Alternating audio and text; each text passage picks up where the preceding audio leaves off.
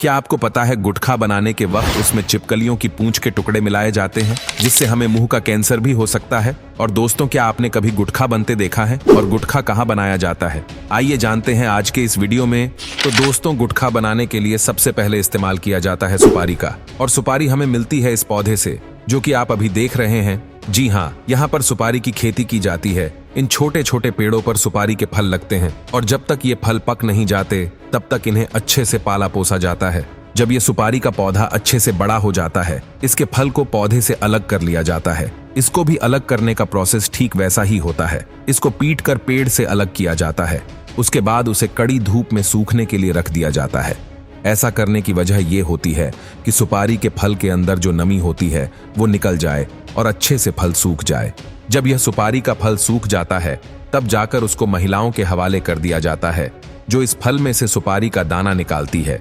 आप देख सकते हैं कि कैसे महिलाएं अपने हाथों पर पट्टियां बांधकर इस फल में से उस दाने को निकाल रही है। वैसे तो ये काम बहुत ही तकनीक भरा है, जो कि जोखिम भरा भी है। तेज धार वाले हथियार की तरफ बिना देखे यह कैसे सुपारी को काटे जा रही है। अब इस सुपारी के दाने को बहुत ही गंदे और बेकार लाल रंग के केमिकल में उबाला जाएगा। ऐसा इसलिए किया जाता है क्योंकि कोई जब भी तंबाकू खाए तो उसका मुंह तंबाकू के रंग से लाल हो जाए। आपको बता दें कि इसको उबालने के लिए किसी और लकड़ी की नहीं बल्कि सुपारी की उस छाल का ही इस्तेमाल किया जाएगा जिससे ये निकला था। जब यह अच्छी तरह से केमिकल के साथ घुल मिल जाता है तब उसको सूखाने के लिए रख दिया जाता है।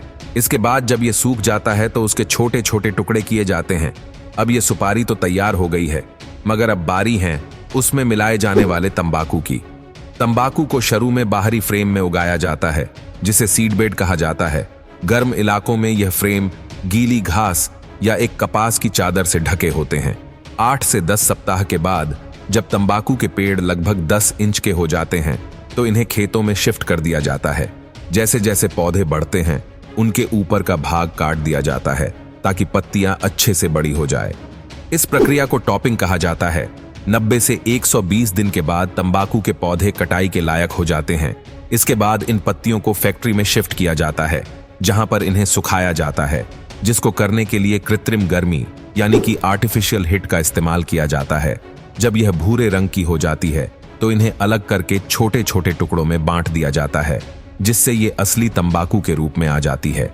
और तंबाकू के अंदर असली कांच डाला जाता है। उसको डालने के लिए कांच की बोतल को मशीन के अंदर डाला जाता है और फिर मशीन उसको इतना बारीक पीस देती है कि ये एक पाउडर बन जाता है।